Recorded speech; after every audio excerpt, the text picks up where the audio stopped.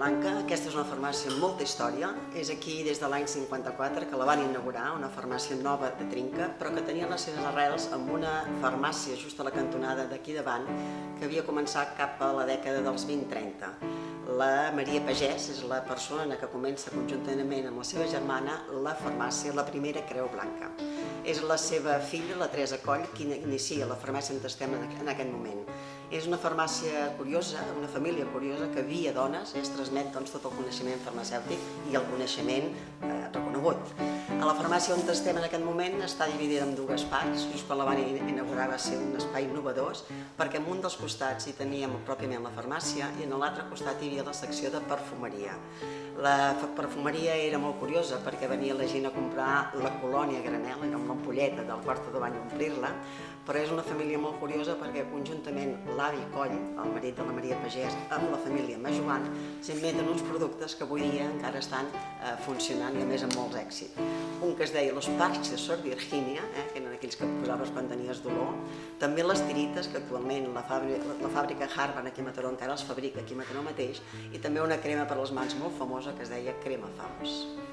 L'hem de destacar, quan revisem la seva història, la importància que té des del punt de vista del patrimoni. Construeixen un taulell, malgrat aquests dos àmbits que hem descrit abans, que hi ha la farmàcia i la perfumeria, està tot amb un lligam que uneix i que, per tant, a més, fent una sanefa pot diferenciar els dos àmbits. I la diferència entremig és que hi ha la caixa de cobrar, la caixa que permetia cobrar els dos espais, però que era la part central dels dos àmbits que fèiem. Conserven un vidre important que és el que anuncia la Crema Famos amb les seves diverses utilitats, que la podies fer servir per anar a esquiar, però també pel cutis.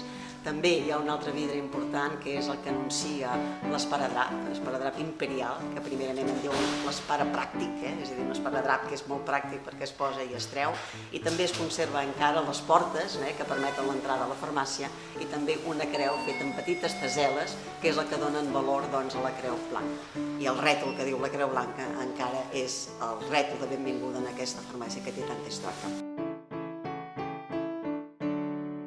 És cert que en aquesta família tot el que és la publicitat i les estratègies comercials han sigut sempre un valor afegit en els seus coneixements.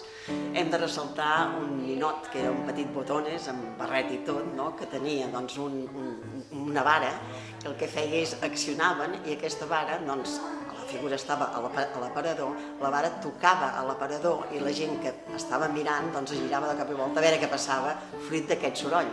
Però el que passava és que dintre tenien un llibre que automàticament anava girant fulls i en aquest fulls es veien productes que venien a la farmàcia. I dintre les estratègies cal dir que el que feien era, quan es van inventar els parches Sor Virginia i la Crema Famos, abans d'anar a distribuir-la, enviaven un desconegut que anava a una farmàcia a demanar el producte. Tenen parches Sor Virginia? No, què és això? No en tenim. I just el dia següent apareixia el comercial per vendre el producte.